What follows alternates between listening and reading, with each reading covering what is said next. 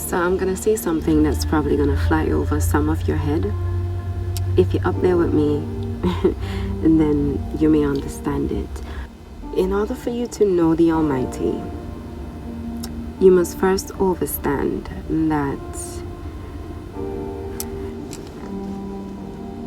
the Almighty is so powerful that He cannot be named.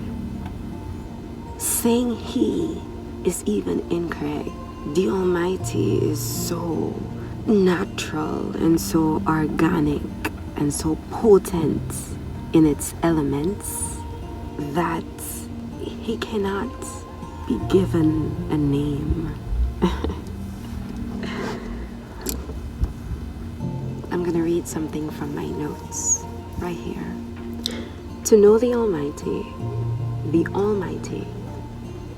you must first understand that the Almighty is the one that has no name, the one that has created form, but is without form. To know the Almighty, you must understand that the Almighty is the one that has no beginning and has never been born, has no end, and will not die. To know the Almighty is to accept this.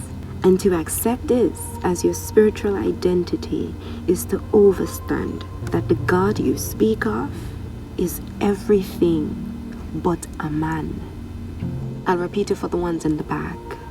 To know the Almighty, you must first understand that the Almighty is the one that has no name, the one that has created form, but is without form. To know the Almighty, you must understand that the Almighty is the one that has no beginning, and has never been born, has no end, and will not die. To know the Almighty is to accept this, and to accept this as your spiritual identity is to understand that the God you speak of is everything but a man.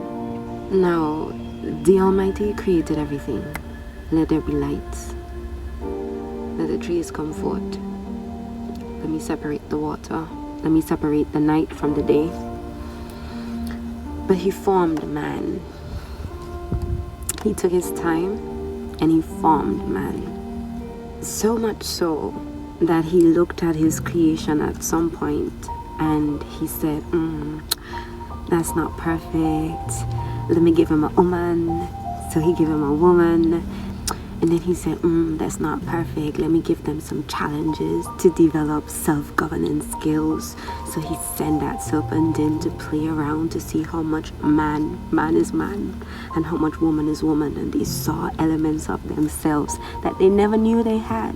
Then they started to blame everyone else. And then we are here today. But He formed man. And there's something in it.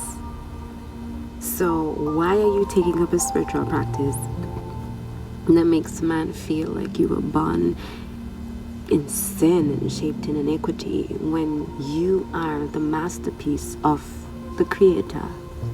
Do you not know yourself?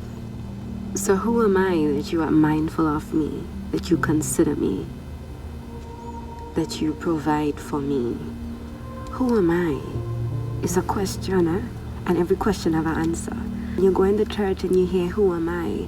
And everyone feels that they are wretched. And everyone feels that they are undeserving of the grace of the Most High, as if they are still not a child of the Most High, but still praying to find place. If you continue to see yourself from that place, or from that perspective, you would say, who am I that you are mindful of me? But if you know yourself, when you read in your scripture, you say, wow, who am I that you are mindful of me? And then you just don't say that. You get up and you find out who you are. And I bet you when you find out who you are, who man is, and what man is for, and you start taking up your place in this earth, beauty. You made me above the animals and above the trees, but lower than the angels. And again, if you are translating from a place of guilt, you may say, oh my goodness, I have to praise you. And if you're translating from a place of fear, you might say, oh my goodness, I have to praise you. If you are operating from a place of shame, you made me a little lower than the angels. Who am I that you are mindful of me, that you consider me? You made me lower than the angels. And if you think lower than the angels in your interpretation from a place of shame is status or rank in the kingdom, then I ask you to think and reconsider. I ask you to know yourself. Because there are other perceptions that might do better for you. What about if you perceive instead that you're so low in rank? Heaven is above and hell is below is what you already believe. So it means if the earth is in between, I am lower than the angels. So maybe not lower in rank, because there was a time that the angels wanted to descend and make babies with the children of men. They wanted form so much that they came down, had with women. Can you imagine angel sperm and a human egg? Giants. That's what I make. Giant. Tell me how a ghost and a virgin making a baby. One more time. Tell me how a ghost and a virgin making that baby. You would realize that even if we are the perfect manifestation of the Almighty, the nameless, the formless, the endless, the one without no beginning, is so pure and so perfect that it will shatter the form of man. Okay? So what we hold on to as divinity in man is still not the Almighty, the Most High, but it shall lead you there. You're not down here to war. You're not even down here to try to win souls.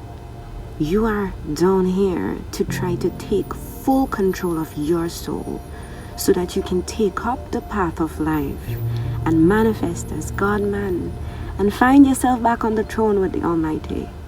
So the Almighty is everything but a man. He's everything but a man. He's everything but a man.